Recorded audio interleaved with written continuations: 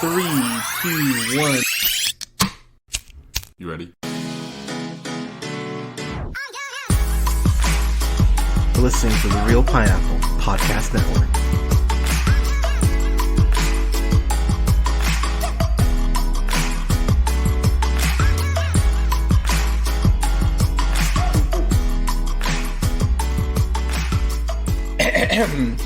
Good evening, everybody. Thank you so much for listening. This is the Real Pineapple, and happy Black History Month. Oh my gosh, I'm so excited to talk about so many of the reviews that we have coming up for Black History Month, but I'm so excited for this one. I am actually wearing the bandana I was sent by Netflix for this film, The Harder They Fall, which is directed by Jeymes Samuel. This is actually his directorial debut, which, holy shit, really? Go ahead, young brother. He is also a producer and a screenwriter, or the screenwriter on this, along with Boaz Yakin, who has worked on a few things, was a screenwriter for Now You See Me, which, went ahead and was a director and screenwriter for that movie Safe with Jason Statham. Also wrote, holy crap, he wrote the original 1990 Punisher, the Dolph Lundgren one, which I admit I have a soft spot in my heart for that movie. But yeah, he's been writing since 1990 here and there. But this movie in particular, one thing I've always talked about, or I have talked about with people, is I love a good Western, whether it's 3:10 to Yuma, oh my gosh, True Grit, Concrete Cowboy would count as one. That's another Western starring Idris Elba. And what I love about Concrete Cowboy is the same thing I love about this, is that you really never saw, or at least I never saw them growing up, never saw black cowboys. Never saw that. Never saw people of color in the Old West. And it's really cool, honestly, because one of the shows that I think is one of the best in the last 30 years is Justified, and that is a modern day Western. I could make the argument that Rango is one of the best Westerns that's ever been made. I absolutely love that freaking movie. And then I can even go back to American Tail, Five Goes West, which is a great freaking movie. Don't at me. But looking at the incredible cast in this movie, and let's be clear, the cast is absurd for this movie. We're talking about, R.J. Cyler, who is a young brother who I'm such a fan of his work. If you have not seen Me and Earl and the Dying Girl, you definitely should, because that movie is freaking awesome. He's great in White Boy Rick as well. He's great as freaking Billy in Power Rangers. I'm very sad he's not getting a chance to go ahead and continue that. But, we got R.J. Cyler, Jonathan Majors, Zazie Beetz, who is just one of my favorite actresses in the game, period. I'm so happy, and I know I'm jumping all over the place a bit here. It's a big cast, but I am just so happy for Delroy Lindo that between this and the Five Bloods, that people who may not have been familiar with his work are getting to see this brother shine. I'm such a fan of his. So, real quick to get to the actual plot. So, Nat Love, it flashes back to him as a child. He is just hanging out at home with his mother and father. Get a knock on the door, and we find out that the person who goes ahead and breaks in and kills his mom and dad is no other than Rufus Buck, played by former sexiest man alive, Idris Elba. Freaking love Idris Elba. Maybe our next Bond? ?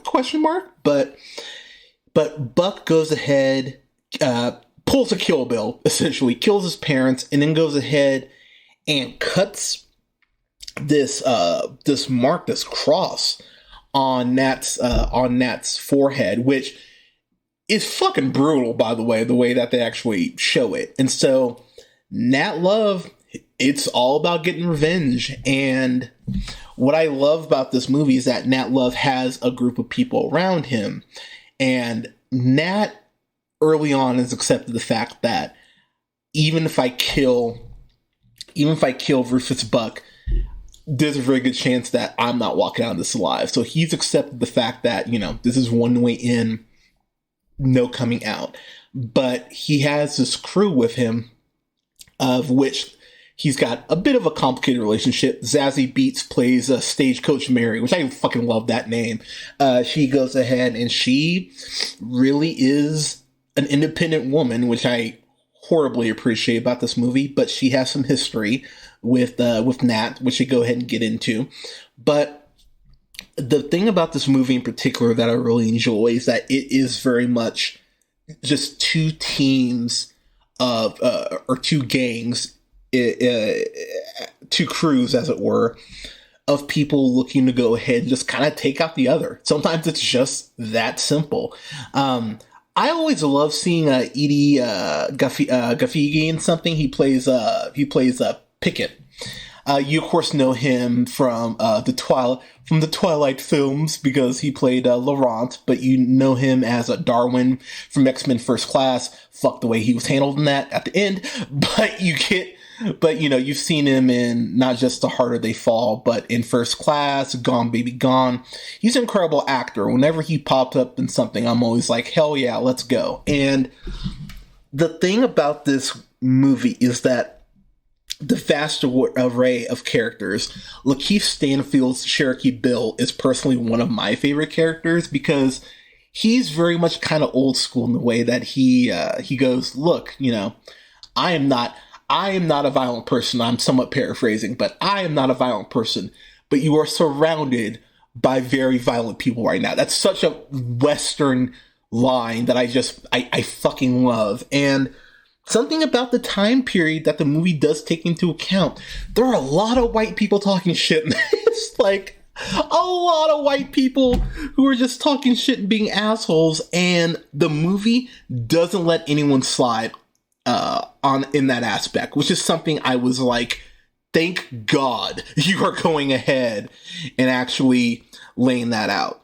Because there's this, you see it in the trailer that Cherokee Bill, treacherous Trudy Smith, played by Queen Regina King, who, goddamn, we don't deserve that woman. But her and Cherokee Bill, among a few other people, are going to go ahead and break Rufus Buck off this train. And there's this one white dude, and I want to say he's not a sheriff. I think he's a marshal on the train. Flat out goes like. Get off the train, you motherless scum. I was like, what the fuck? And anytime someone says some shit like that who's white, they get their ass shot. And that was something that went good. Every single one of you deserve to get shot for being an asshole about this. But one of the things about this film that works so well for me, and especially when it comes to a first-time director, the way the violence is shot, you could say, yes, it's Tarantino inspired, I will say, but there are just these shots where there's this point where Rufus sees like the reflection of money in his pupils, and there's a point where I want to say it's Stagecoach Mary has this gun in a way. The angle goes from the bottom of the barrel, and when she tilts the gun up, the camera actually tilts up with it. Like there are just these little camera tricks that Samuel goes ahead and plays. I went, huh, okay, I really appreciate that. One of the scenes in particular, the one I just mentioned with treacherous Trudy and Cherokee Bill trying to break Rufus off this train. There's this point where Cherokee's talking to the men who are in the room with Rufus, with Rufus, and goes, he tells them, like, look, y'all, like, I don't want to shoot up everyone on this train. I don't want to shoot up all these white people. So, go ahead and just let them go and we'll be good. And it does a split screen while he's talking to the guy who's helping keep guard over him. And the way it does a split screen very much like a comic book, and the screen actually starts to go more to the right as Cherokee Bill is making more headway in the negotiations. It's a subtle thing, but one of those things I went, fuck yeah, I love that. Like, it's so well done, and there's so many things with the camera that I love how they go ahead and do that. There is a scene, and I'm trying very hard to dance around things because I really want people to go in as cold to this movie as possible. You've seen it in the trailer. I will simply say the third act of this movie, everything I wanted. It is an amazing, badass, well-staged, well-thought-out shootout where I just went, this is a classic Western, just guns start going off, guns start going bang, as it were. I love the way the third act is done. There is a fight, and I guess I can spoil this little thing. I won't say what happens, but there's a fight between Stagecoach Mary and Treacherous Trudy Smith that I just went, fuck yeah, this is how you have a hand-to-hand combat fight. And again, Regina King hasn't aged in since Second Miss Congeniality, I would say. Regina King is she's special. And I'm so happy we get to live in her world and just witness her artistry, because whether she's directing, whether she's writing, whether she's starring something or being a supporting actress, we get a couple scenes of her and Idris just talking to each other. And I love that shit. Like, it's simple, but it's beautiful seeing two of the best actors that we have in the game right now get to work off each other. And the way that King and Elba do work off each other, you just feel like you're watching a masterclass in acting. And it's so great that we get to just sit back and go, oh my God, this is a thing. Like, we can just sit back and enjoy this shit. There is one scene, and I won't spoil it, but there is a scene between Rufus Black, Idris Elba's character, and Dean Cole's Wiley Esco. And the first time they meet, I'll just say it simply doesn't go well. But the way that scene plays out when they do meet each other, you're like, damn, okay. And again, without getting too much in spoiler territory, there are some rivalries that go ahead and begin to develop between certain members of each group, as far as kind of their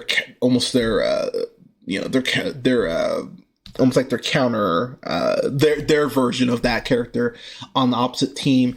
And I really love the way that that's handled.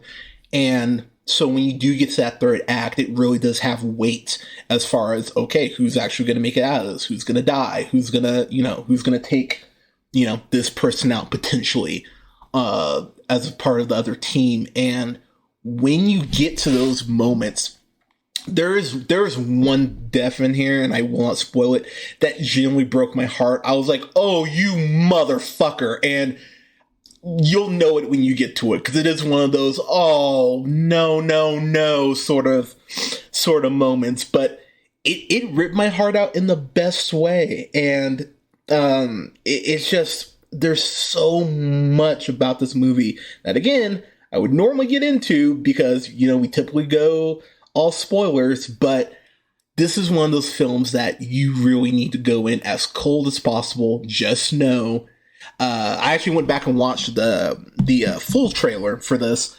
The trailer gives you just enough. You don't need to know anything else than that. Just go in as cold as possible. Just know you're going to have a lot of fun with this. There is something that they kind of pull in the third act as far as an explanation of something that I just went, I didn't need that. And I think you'll know it when you hear it. It may not bother some people. For me, I was just like, okay. Like, you don't need this here. I get why you put it here, but I don't think you needed it, personally. But again, that's just a personal preference, as, most reviews are.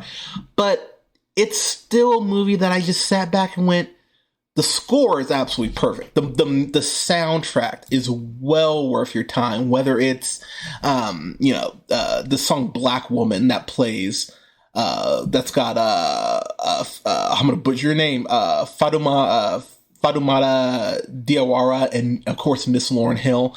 The way they work together on that song. The song "Guns Go Bang," that's Kid Cudi and Jay-Z. That is a badass fucking song. The soundtrack just all around works so freaking well.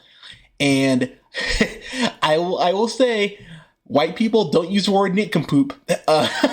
That's a word you don't want to use, and the movie will tell you why. But this is a movie, when I got to the end of it, I actually had to pause it at multiple points to grab some more water or take a hit or whatever and just go, yeah! Like, I cheered so loud at something, I woke Mr. Katzen up and he went running away from me. He actually was freaked out. But I love this movie. This is one of those movies that I'm gonna be rewatching definitely every Black History Month. But this is something I'll just put on just because why not?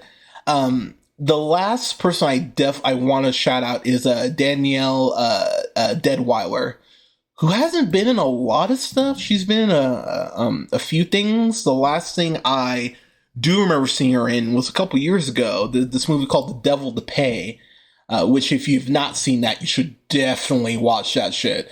But this is one of those movies I sat back and went, damn, I'm proud to be Black. And it's so great to see an all-Black cast in a Western like this. Because again, it's something that we really haven't seen. Like Concrete Cowboy was really quite revolutionary. Because again, we don't see a lot of people of color in Westerns. And to see so many people of color, like an all-Black cast for the most part, go ahead and knock this movie out of the park. Delroy Lindo, playing Bass Reeves. I know I mentioned him at the beginning of the review, but goddamn, he has a swagger to him. He has one of my favorite lines in the movie. He goes ahead and is talking to this one guy who works for Rufus, and he and I'm paraphrasing the line a little bit, but he flat out goes like, yeah, I need you to go get your boss. That's kind of like telling me to go get your daddy. It could be anybody, couldn't it? And I just went, God damn, Delroy Lindo, let's fucking go. Like, great movie. You'll laugh a lot. And that was something I was pleasantly surprised by. The movie is very smart with its humor. There really wasn't a line I don't think I at least chuckled at worst. But there's some moments of violence that you'll go, but the violence never loses its weight. And that's a really tough trick to pull off, because this could have gone, just insanity with it as far as the Western aspect, but it keeps things grounded just enough. But you're just going to find yourself having fun and cheering. And again, some of the deaths and some of the things that do occur, you're going to go, oh, fuck, really? But the movie does absolutely everything to earn those moments with you. And that's something I found incredibly impressive. Outside of the one thing I mentioned near in the third act that just didn't work for me, I think the movie, I think you can cut 10 minutes from it, but this is me being admittedly very nitpicky. But goddamn, you want to talk about a movie that's just going to make you cheer and holler and might make you want to go buy some Western games, buy Red Dead or Gun or one of those games. Yeah, this movie fucking works. I hope I can find a spot for this on my best of, but it might have to miss it just because 2021 was a great year for film, y'all. But this was something that made me so happy, and it's something I cannot wait to revisit. Definitely something I'll be showing my partner because I watched this by myself. But this is, just for how much I cheered, yeah, I gotta give this fan-fucking-tastic. I love this movie. And it does set up that there could be a sequel. I don't think you really need to make one, but I would be lying if tomorrow they're like, oh, The Harder They Fall, getting a sequel, I'd be like, oh god, not another one. I'd be stoked if they wanted to go ahead and do another one of these. So I say let's fucking go. Give me more. Give me more of this world. But yeah, great freaking movie. But everyone, The Harder They Fall, have you seen it? What do you think? Let us know in the comments. You can follow yours truly on the Twitter at JHunterRealPineapple. You can follow Scott on Twitter at Nearman1st.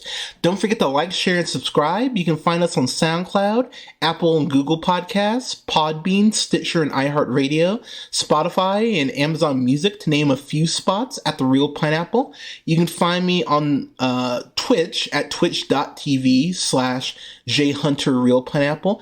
And you can like both of our pages on Facebook at The Real Pineapple. That's R-E-E-L Pineapple. There we go. And you can go ahead and find us on Facebook as well at The Real Pineapple Games, or Real Pineapple Games. And, God, I'm trying to think of anything else. I think that's everything. I think I covered it all. Oh, and you can find me on TikTok at Black Shazam 775, and you can find me on Letterboxd at Black Shazam. I think that's everything. But everyone, thank you so much for listening. We'll have reviews up for Black History Month for season 1 and 2 of Atlanta. I am so excited to get back in that world as we're coming up on season 3. Gonna have a review up as well for Waves and The Last Black Man in San Francisco, as well as a review for Watchmen, the HBO series. I have not seen Watchmen yet. I don't know what happened, so I've been able to avoid spoilers since it came out. So I am horribly excited to go ahead and watch something else that Regina King, I'm sure, is amazing in. But everyone, thank you so much for listening. Please stay safe out there, y'all. I know the world is a lot right now, but please stay safe out there. Get your COVID shot if you haven't yet. Get your booster if you haven't gotten it yet. Don't forget to wear a mask. Stay safe out there. Take care of each other. And again, thank you for your support, and we will talk to you soon.